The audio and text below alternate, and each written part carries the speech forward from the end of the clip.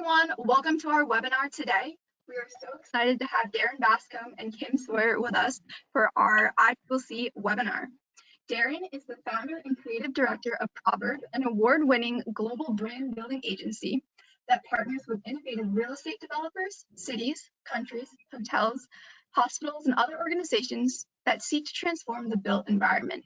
Proverb's work connects with small, sophisticated audiences that stand out from competitors and creates lasting value for clients. Under Daren's leadership, Proverb has become a sought-after partner for brands seeking to apply design thinking to their businesses, products, and communications. Kim is a board member here at ICIC.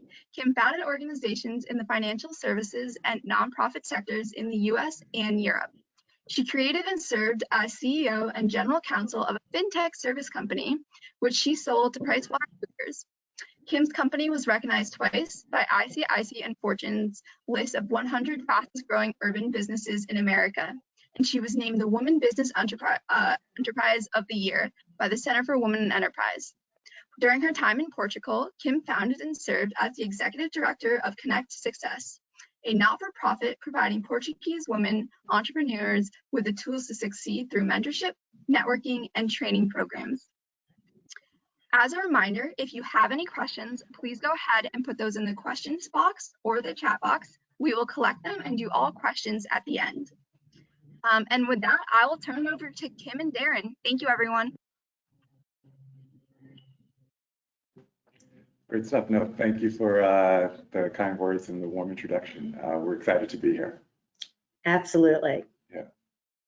So, for anyone who's tuned in, obviously, much of today's conversation will really center on this idea of, where your value meets your value at.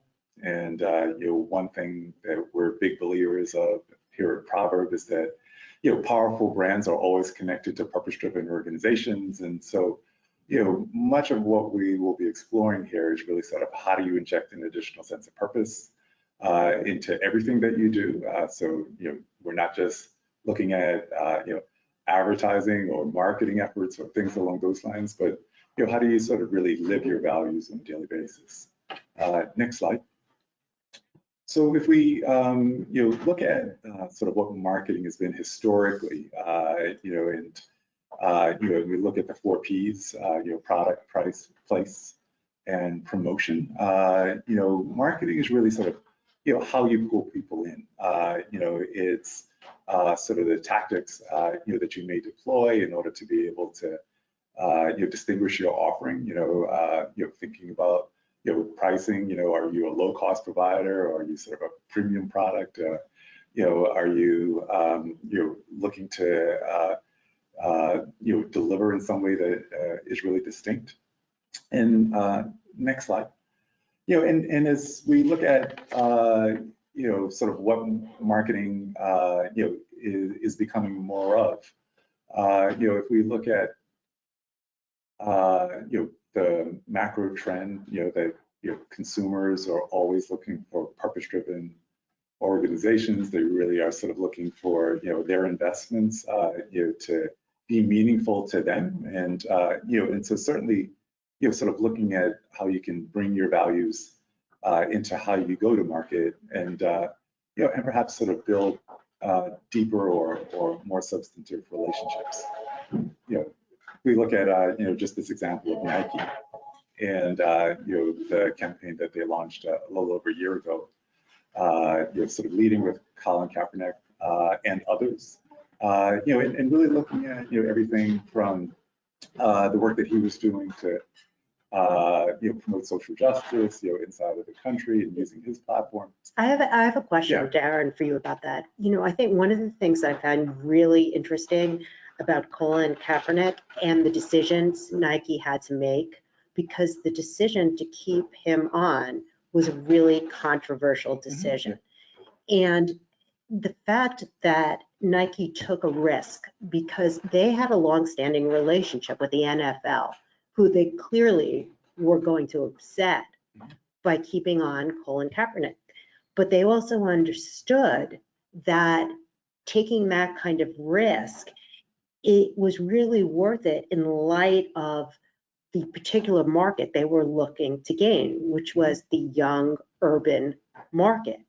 So while it was terrific, because as you said, there was a promotion of social justice and dealing with inequalities and the police brutality, I mean, there was somewhat of a political statement made there, but that was also consistent with who their client base or who their customer base was, so it seemed to make sense. And something else, when I was thinking about this decision that I found really interesting, is when I did a little bit of research, what I learned was at the same time that Nike made the decision to maintain Colin Kaepernick, Nike also was in the middle of a lawsuit or some issues going on internally where women were reporting that Nike had a hostile work environment.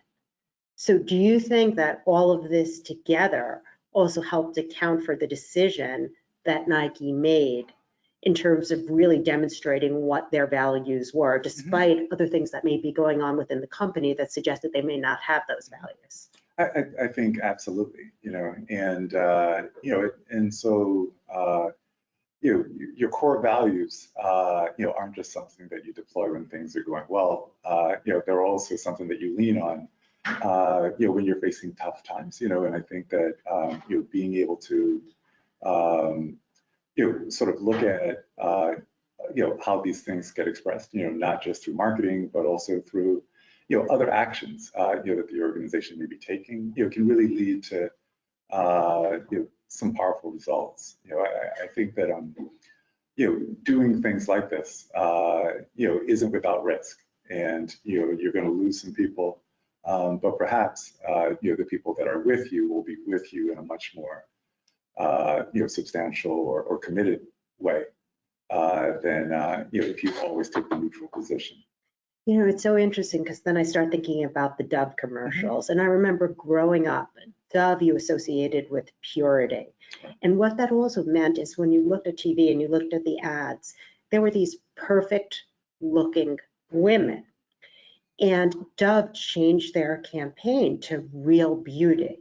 And when you look at their ads, what Dove is now doing, it's women of all different colors, shapes, and sizes and preferences or people.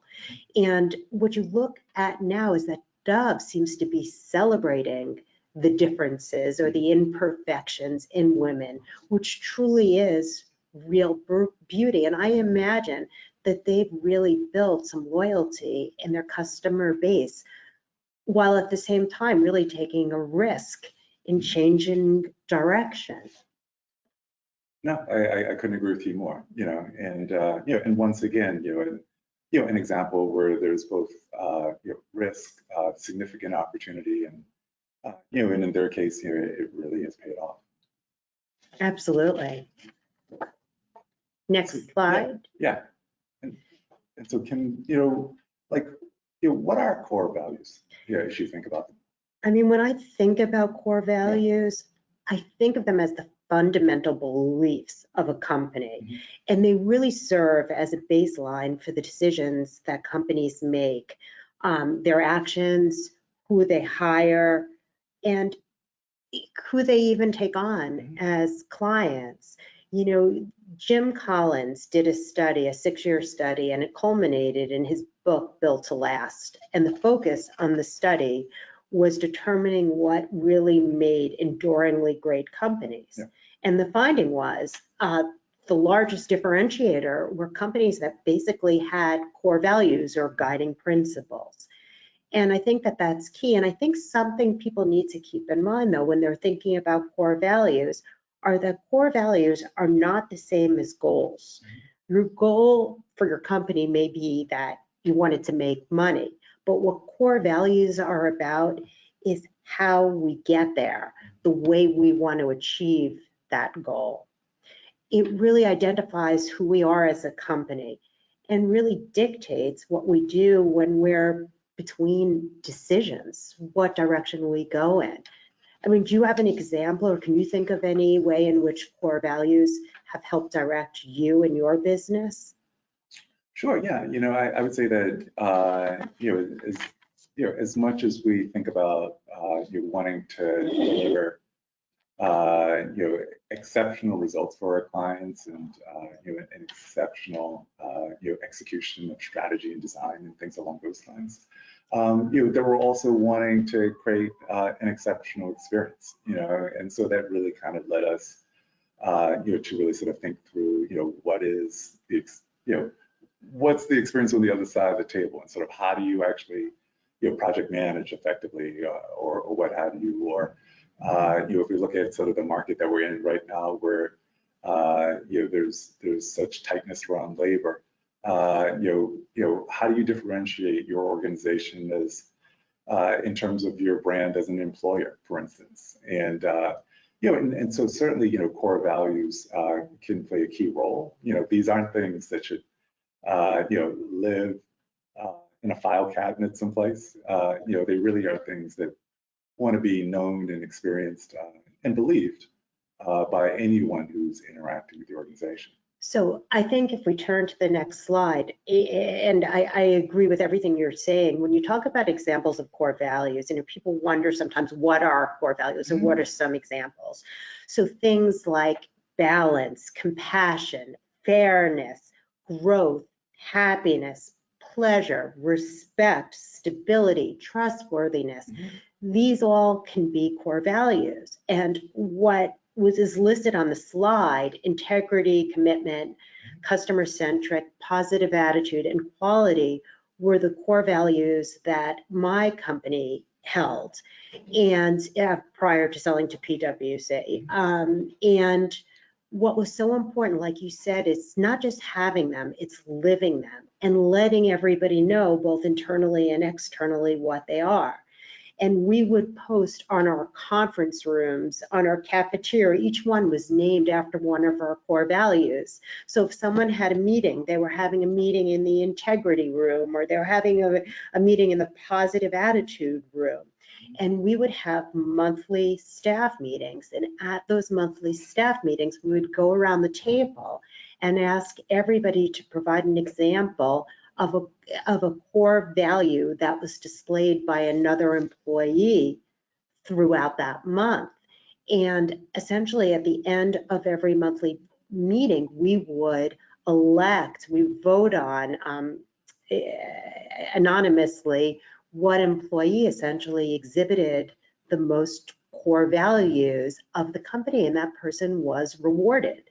Because of course, one of the things you use core values to do is to reward and recognize your employees. Yeah, and to incent, right? Absolutely. And so it's hard to exceed expectations if you don't know what they are to begin with. And I think that has to do with, as you said, really communicating what those core values are. So doing it in meetings, doing it by naming conference rooms, doing it by rewarding people are all examples. Yeah. Terrific. Next slide, please. So one of the important issues that people always ask is, okay, great, I know what core values are, but how do you identify them? And I think it's really important, and we've spoken about this, that it's not just a matter of sitting down for 15 minutes and brainstorming and writing down on a piece of paper what core values are. And I think what's really important are that core values already exist within your company. And basically, they're really what quality does your company have that you can use to describe your company when it's at its best. But what's really important is being authentic and not being inspirational. These are not things you hope to be. These are things your company is when it's at its best. And one of the ways we came up with developing core values is we did this as an approach where we put together teams of various employees, and these were employees from the bottom up, from all levels of the organization, but there were also employees that we were proud of and we really thought embodied the company. And we had them brainstorm together and come up with 7 to 10 different core values that they thought the company was about. And then everybody would meet with each other and we'd discuss which of those core values actually overlapped. And then we kind of came up with what the company's core values are. But what is super important, I think, in the exercise, and this goes back to what you were talking about, Daren, in terms of communication, is wordsmithing and defining those core values and making sure that there aren't too many of them, because these are core values everybody has to know and realize and live. And when we met yesterday, and when I went home last night, I wanted to find some examples, not just of core values, but kind of how some of the wordsmithing was done. And I found a couple of things I wanted to share. So cars.com, core value, be bold. The definition, take action and go. Build relationships, deliver results. The explanation, relationships deliver results, and we make a difference by working together. Challenge and collaborate. Have hard conversations and don't assume anything. Start with the consumer. Always put yourself in the consumer's shoes. Stay open. Differences strengthen the team, and combining experiences and expertise make for better problem solvers. And that's just an example of some. Tell me a little bit about your experience in coming up with core values for Proverb. So first off, it wasn't just me, and so, I think that, for us, it was an exercise where, we got to sort of, turn the tables, and, we worked with, our director of strategy, and, key members of the leadership team, to first sort of think through sort of what this next version of the company is going to be. We're executing against a pretty aggressive growth plan, and so for us, oftentimes what we've had to do is to learn and unlearn things as the organization continues to grow and mature, and and we offer additional services. But we also sort of made sure to interview and create opportunities for the entire team to contribute, share input, share experiences, share breakdowns, all of those things, and continue to sort of socialize this. Obviously, there's a leadership team and there's an ownership team, but at the end of the day, we really want anyone who is either a part of Proverb or is considering it to have an understanding of the things that we value and what we want to see more of the world. That's great. So, again, I think the lesson to walk away with is that there are all different ways to come up with a company's core values. But one of the things we both talked about was the inclusiveness and how important it is that it's not just the principal sitting down and doing this, because you need buy-in from all of the stakeholders. And if you're just sitting down and developing it yourself, that's not going to happen.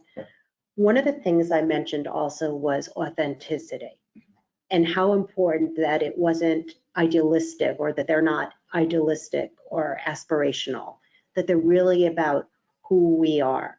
In your business, because you're about branding and doing things, how important do you give the idea of authenticity when kind of coming up with a company's core values? Oh, it's key. I think that all of us pride ourselves on our abilities to spot BS, and to some degree, it's even become a sport. If you look at what happens on social media and in other places and what have you, and so so these things really do need to ring true. But also, that's really where the power lies. If you can actually create a set of expectations and deliver upon those in a consistent way, that can really put you in a very, very powerful place. I guess I would also say that we're also a high performing company, and operate in an environment that's sort of deadline driven, and that there are very high expectations, and The clients that we serve, there's a very high barrier to entry.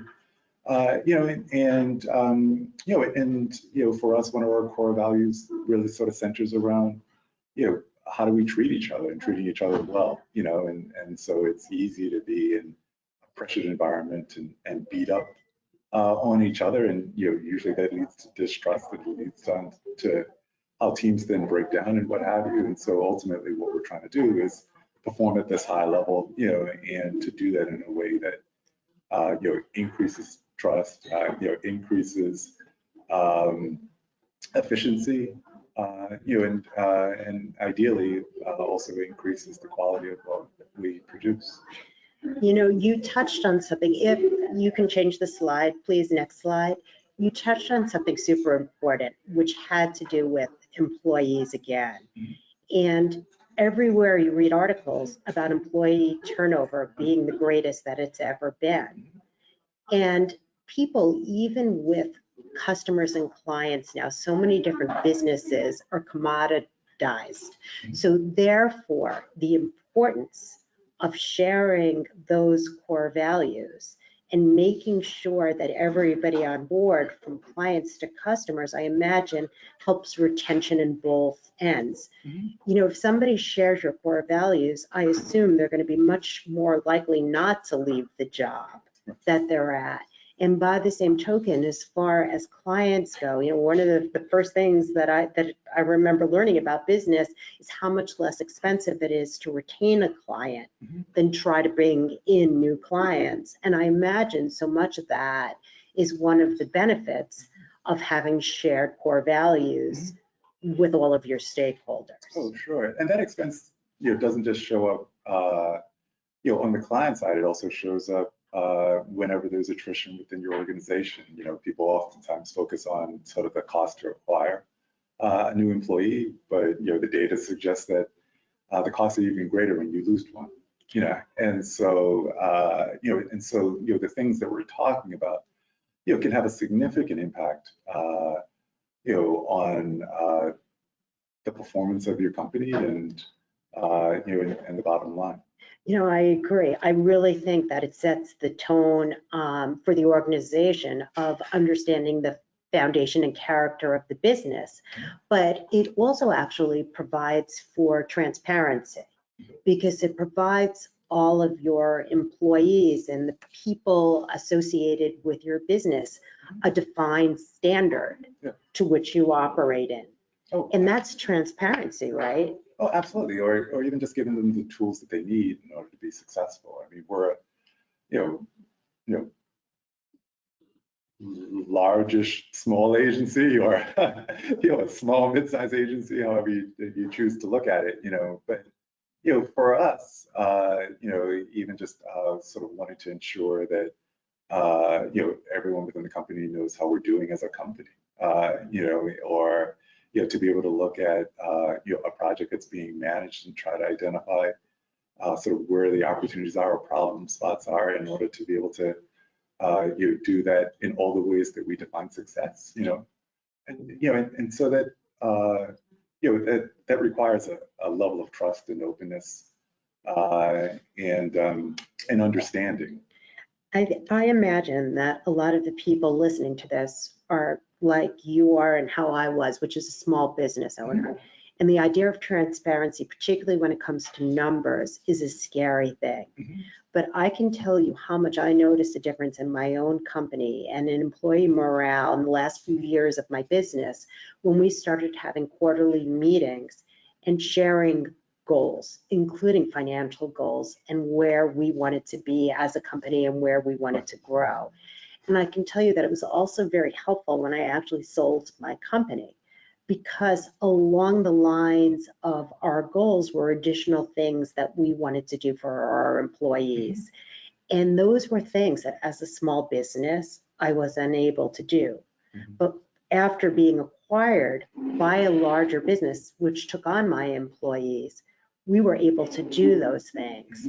So it really put us all, kind of going in the same direction, rowing in the same direction. And that was huge. And, I also think that you will get employees and you will get customers seeking you out if they share the same mindset. I go back to thinking about the Nike commercial again, and the fact that their customer base were young, urban people. Mhm. And when they started seeing what was going on and what Nike stood for, their revenue skyrocketed. Right. So it's amazing.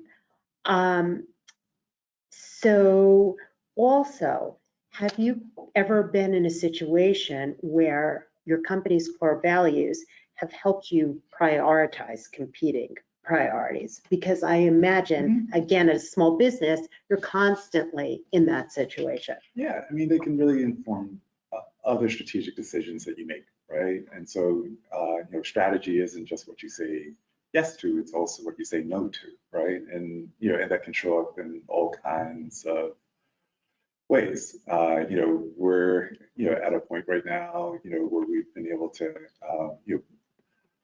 build some real confidence, in particular verticals that have been able to build a reputation, and as a result, there's a certain kind of deal flow. But oftentimes, when we're evaluating a new relationship, it's just that, it's an evaluation. We'll open up a conversation to explore, if there's a fit, and as opposed to reacting and going immediately into sales mode. And so, what we've come to recognize is that, we can, do our best work, that we're able to make relationships that are, we're able to build relationships that are, much more consultative, and less transactional, if we really are aligned in terms of, what our clients are looking to achieve. And if they have enough of an understanding of what we can bring to the table. You've said something and it takes me back to one of your 4 Ps, and it's the 4P of price. And it makes me think about an example with my company. We were for sure not the lowest price provider, but our core values dictated a premium price. And I was in a business where we would go out there and recover money for companies. And so our competitors might be charging 10%, but we were charging 20%. And that is a big, big difference in fees. But at the end of the day, because of our core values of integrity, professionalism, client-centric, positive attitude, we were able to actually recover more money. So if we recovered $1 million for our clients and charged 20%, our clients would walk away with $800,000. Whereas if a competitor of ours was charging 10%, but they didn't share, and not just share, but act, live those same core values, and they were bringing in $250,000 a year, the clients were walking away with significantly less money, even though the fee was lower. And I think one of the important things about being able to say no is if you see that a client does not share your core values, that means they don't value the services you're providing. I couldn't agree with you more, and I think that as we tee up the next slide of components of a brand, that's really where this conversation can start to shine. If you think about the heart of your brand, and sort of the operational differentiators, we're really looking at things like your mission, your vision, your values. They're the internal drivers, but the more public expression of that, or the face of the brand, is oftentimes expressed through aesthetics, and it's your name, which is a signal, or it's your logo or look and feel, and the tenor and tone of what it is that you offer. It's how that then might translate into your website or messaging. And that these are really, external pullers. And so, to go back to the example that you just shared with us, with your company, those values then needed to get expressed publicly. You were competing in an environment, with others who were, selling a service under a similar name, perhaps under similar packaging, and so it's really key that, when you go to market, that one understands, how your values then inform and then translate into, better results or a better experience. I have tremendous respect for what you do for clients, because when you talk about the fact that core values are incorporated into the look of a brand, the marketing content, and the language as well, it's a lot you need to consider before coming up with a strategy for your client. And again, I think about my own experience when I thought about our core values and how that translates into a brand image. We actually at some point changed our branding. And one of the things that I realized is that we wanted to really be very professional looking. And we were dealing with a lot of conservative institutions as clients, large companies. And we focused on our color of our brand was of navy blue. And we did all this research about what navy blue symbolizes. We were very simple in our logo because we just wanted it out there and for people to easily remember our name, where there were competitors out there with orange, with purple. And I thought they couldn't be going for the same kind of client base, or they weren't thinking about the branding and the image and how important that all was. Oh, absolutely. Sort of understanding, who the stakeholders are that you need to win or influence, can make all of the difference. And so, wanting to understand, what some of their unmet needs are, and sort of what may be going on for them, emotionally, at the, introduction, and so the way in which you might, talk about, your goods or services, to a CFO might be quite different from how you talk about them to, a CEO or someone else who may be, a part of that equation. At Proverb, almost everything that we do, is rooted in strategy. And so, we'll start our engagements by looking at, those consumers. We'll also be looking at sort of the product or service, and sort of what its hallmarks of differentiation are.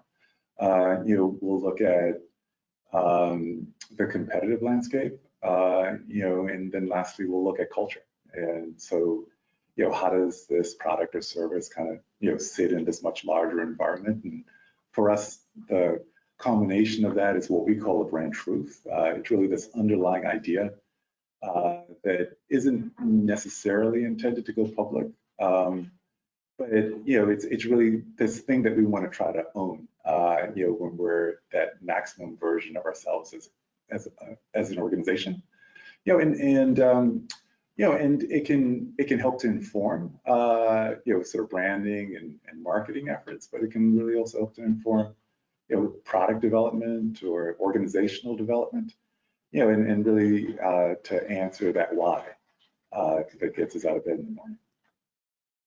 Terrific. So, so if we flip to the next slide, and just thinking about, some of the listeners who are here today, that they may be thinking about, how they can tell a more effective story about their organization. I would say that, a great place to start, is to really, consider, why are you in business, beyond making a profit, and oftentimes, inside of that answer, the skeleton of your vision, may exist, to think about in broad strokes, how it is that you may achieve some of your corporate goals, and oftentimes, that can, introduce a thread that can help to, serve your mission. And so all of these things are things that we want to then sort of, wordsmith and build out and what have you. And then lastly, looking at, how you're approached, actually, differentiates your organization from your competitors. And that's really sort of where your values come in. Well, I know that it's always been confusing to me in focusing on sometimes the difference between the vision Mhm. and the mission. And when I think of a vision, so if we're thinking about a company that is interested in sustainability, the vision may be to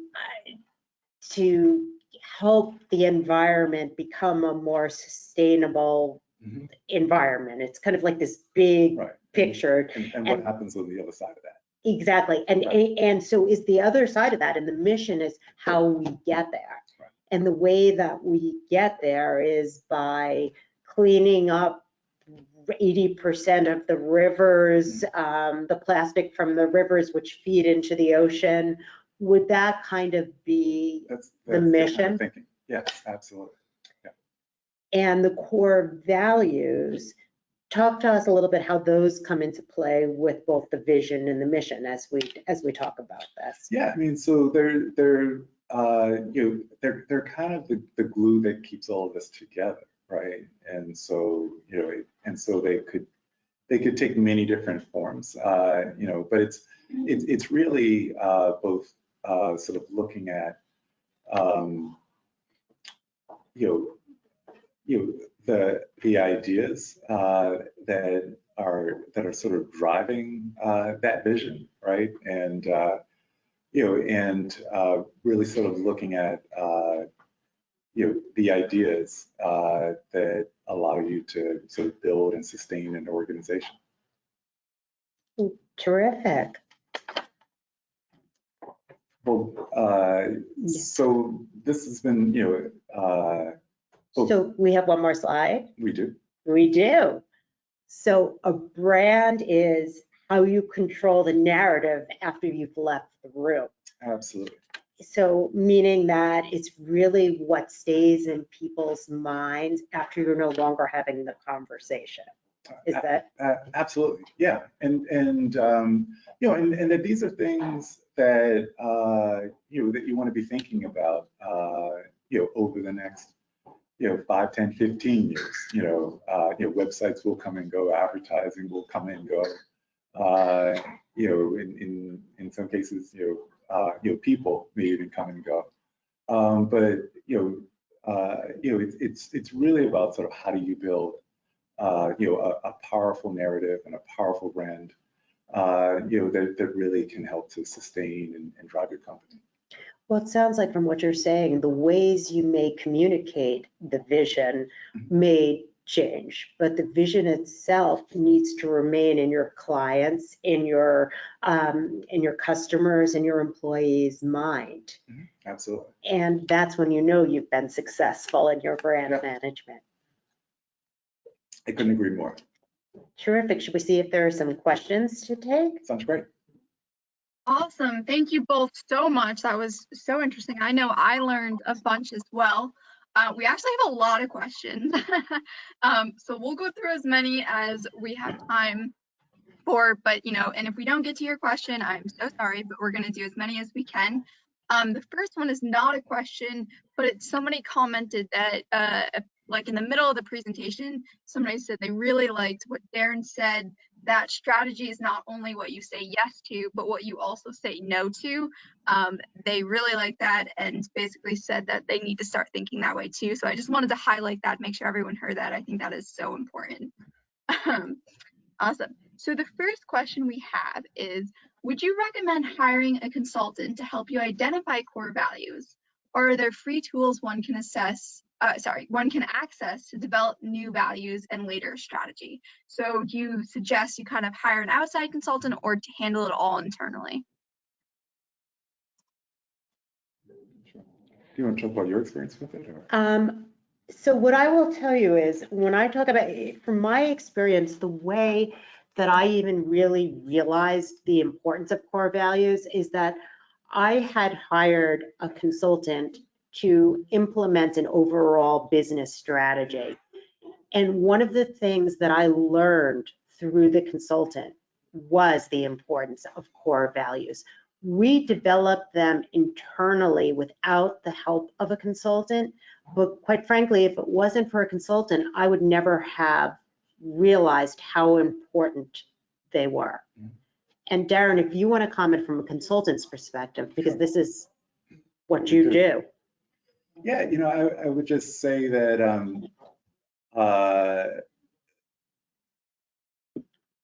that these types of exercises also require a level of marketing.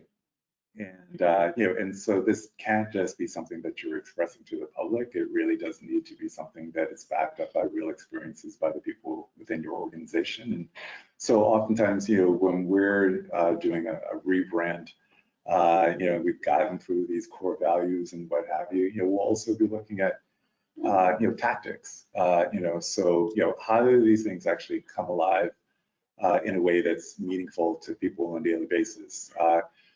How do these values help to drive a style of hospitality, that we might want to offer, as an employer or what have you? Sort of what are some points of, inspiration or aspiration?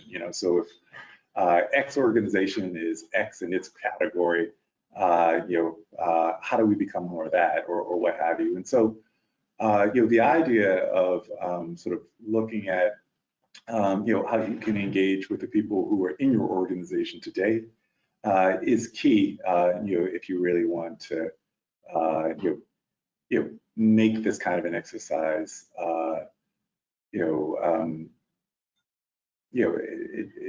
worthwhile and embedded in your organization.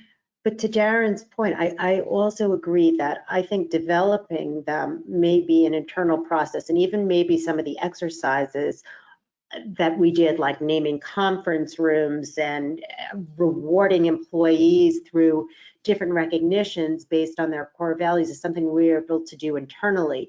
But we were in a position where we also had the resources to be able to reach out. As Daren said, once we actually developed what those core values were, the actual external marketing of it, we did tap into some professionals for help with that. Awesome. Thank you for sharing. That makes a lot of sense. And that actually kind of was a good segue to the next question. So you've mentioned multiple times that the development of values and these brands should be inclusive, that it shouldn't only happen at, the board level, the management level. This viewer was wondering, do you suggest that to make it inclusive, do you start the whole process just are at the staff level, or should the management come up with 5 things they want to, these are our 5 possible ones and we're going to narrow it down to 3? I guess what they're asking is, do you start at the ground, at the bottom as a whole staff, or should the management come kind of already leading where it should go? I'll comment on my experience, and then Daren can comment on his. I mean, to me, those teams should be from the bottom up, and they should be mixed teams of management and staff and your board working together and coming up with this. But I want to reiterate something else I said, which is that it's not every member of your staff, as much as I'm suggesting from the bottom up, and it may not be every member of your leadership team. Hopefully it is, because those people do embody, as a CEO, at least what you think generally are the values of the company. But I personally think it's really important that from the bottom up is involved in the process. Well, I couldn't agree with you more. And, and we, do these types of organizations for, corporate clients of ours. We also work with, destinations and even countries and what have you, in terms of, branding for, tourism and, and travel and things along those lines. And so, we believe that, great ideas and insights can come from any place. And so we try to design a process, that allows for many different kinds of input, and really wanted to bring, a clear listening, and a critical eye. And I think, Daren, just this conversation is really also about diversity and inclusion. And at the end of the day, what that's all about is that having different perspectives Oh, that's good. is absolutely key to making things work. And again, you need everybody on the bus from your organization to whatever direction you're going in. And if only the leadership believes an organization should be going one way and the rest of the staff doesn't, you don't have a very sustainable business model. Yeah, we were in an interview earlier today, for a project that we're working on. This particular stakeholder said, the disagreements can really drive us forward, and I just thought that was like such a colorful way to make your point, and so it isn't necessarily about, getting everyone in concert at this stage. Obviously, there's a vision, that'll be created on the other side of those values, but in this early stage, I think, hearing from multiple points of view can really be key. I also think as we're talking about this, that it's also a great way to know where your team is coming from too, which you may never have learned if it wasn't for this exercise. So I think that there's another component to the exercise as well. Oh, yeah. Yeah. A friend of mine who once said, if you want to know what people think about you, ask them. Yeah. But you also have to be open and ready for the answers. So, yeah, next question. That was a fantastic response. I like what you just said there too. This viewer was wondering how much of your values and or stories should be made public and how much should be kept internally. Is there a risk that you might share too much and harm your competitive advantage? Yeah. I think it depends, on the organization, and so certainly there are values that you may want to make a part of your flagship, and sort of what's happening, above the bow line. I would say that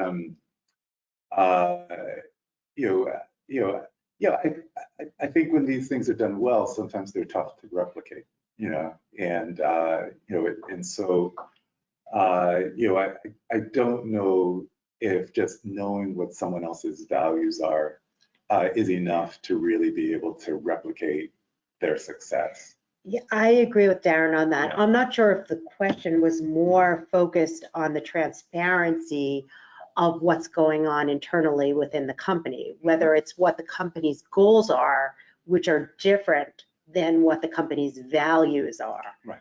And when it comes to particular goals, specifically financial goals and other goals of that sort, that's where I think it gets a little bit sticky as to disclosing that kind of information externally. So again, it's one of the comments that I had made during the presentation. There's a difference between goals and core values. Core values are how you achieve your goals. Right. Goals are separate things. Yeah, but maybe you want to talk a little bit more about the thinking that drove your organization to command more of a premium, right? And that you needed a higher fee in order to be able to deliver. Yeah, absolutely. I mean, that was a very tough conversation with clients to explain that we are charging this premium pricing. And basically, the way that I was able to do that was to say, give us a chance. Give us 6 months to demonstrate this to you. Let us put together a report for you. Let us show you. Let us open up. We won't tell you where all this money is coming from that we can find for you, but let us prove our story. Let us show you that we walk the talk and that we just don't talk the talk. So I think sometimes where companies may be concerned about disclosing too much or doing work that they may never get paid for, at the end of the day, I think it's really a way to build up trust with your clients. Next question, please. Great, thank you. So this viewer says, first they want to say thank you for sharing all your insights about branding. It seems that a distinct brand is not necessarily established when a company is born, but it is developed or honed over time after being in business for a period of time and through collaboration. As a small business that is just getting started, what would be a practical area to focus on? So what's advice would you give somebody to work on this who's just getting started, who hasn't been established for a long time? Yeah, I would say the why, Mhm.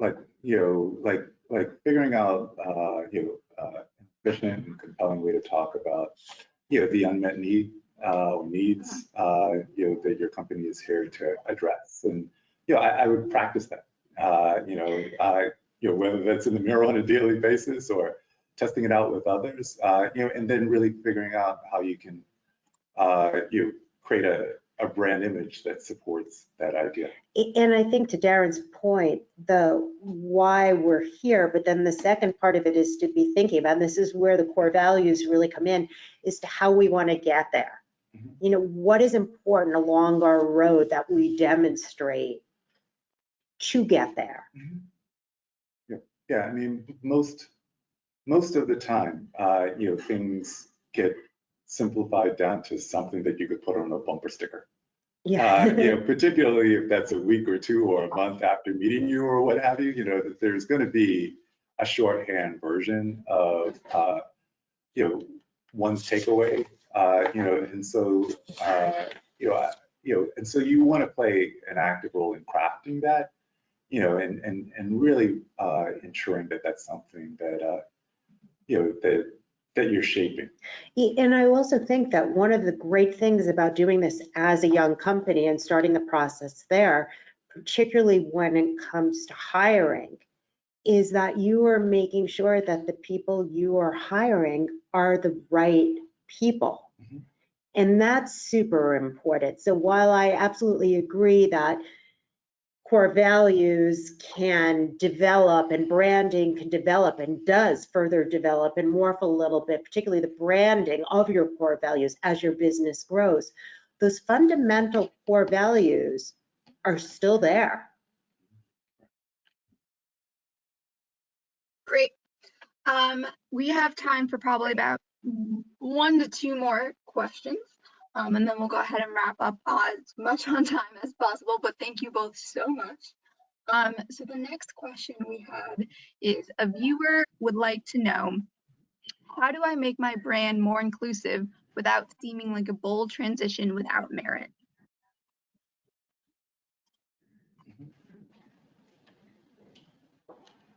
Well, I would say that the first piece of it is wanting to understand why. And and there are lots of different ways to answer that, right? And so we go back to that example with Dove, and if you look at sort of the history of soap marketing, in this country, it's been a very checkered history, right? And at best, and so this idea around sort of assuming, either who your core is, or that you only have one, or oftentimes can create some real limitations on who you can serve and why. And so I would say that the first piece of it is wanting to understand sort of what that driver is, and then secondly, sort of looking at the things that you might need to do in order to get there, and in some cases it might be, an elegant adjustment. In other cases, you might need to blow something up, and do something that's sort of much more, aggressive in terms of attack that you're then taking. But, certainly if this is something that there's a desire to do,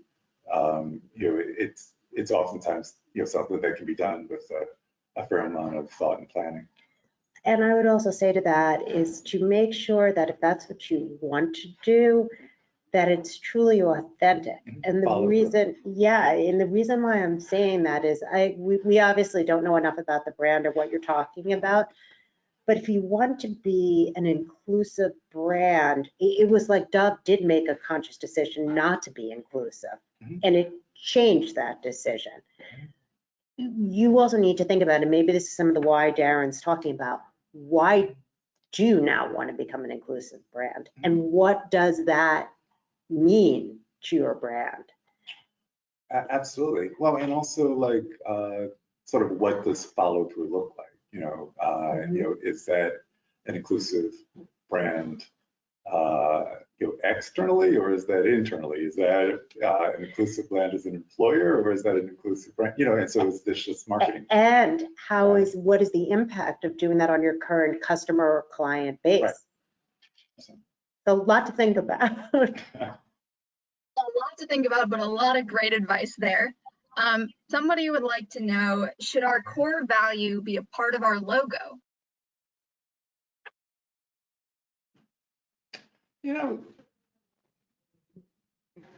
Maybe it's sort of the short answer. I think that logos are a symbol, and your brand is so much more than a logo, and so it's oftentimes something that's seen in tandem with copy or imagery or other types of content, and so certainly the takeaway wants to be whatever that thing is, but I think it can vary in terms of execution. My comment on it is that when I was thinking about before, when I was talking about the navy blue we used, I was talking about our logo. And I think that your logo doesn't have to state the words, but it should embody the feel and the reasoning behind the core values. So again, thinking about navy blue for us, or the blue we used, it was about quality, it was about professionalism, it was about integrity, those kinds of things.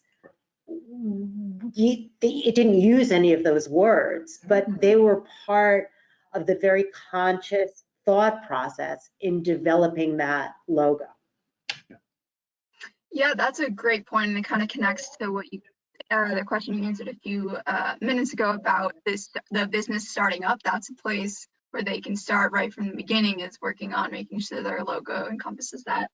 So the last question we have time for today, this viewer would like to know, what would you say the main takeaway from this presentation should be? If they walked away with one nugget of wisdom, what would each of you, even if it's the same, what would you say it should be? Yeah, that your values can help to drive the success of your organization. And I absolutely agree with that. And I will reiterate what Daren said earlier, that part of your success of your organization is also the ability to say no to people you hire and to clients you take on. Great. That's a fantastic way to close out this presentation. I think that really summed everything up perfectly. I couldn't have asked for that to sum that up better. So thank you, Daren and Kim, so much for being with us today and presenting to our participants and alumni. It's been such an honor to work with you guys. I hope everyone enjoyed the presentation. As a reminder, you will get a copy of the slides and a copy of the recording tomorrow. You'll get an email with both of those, so you can watch at any point, and the recording will also be on the website as well. Just a little plug for our next webinar. We do have our next webinar in this series. It's our second to last webinar next Monday. So we hope you will join us then. But for now, thank you, Kim. Thank you, Daren. And I hope everyone has a lovely day. Thank you so much.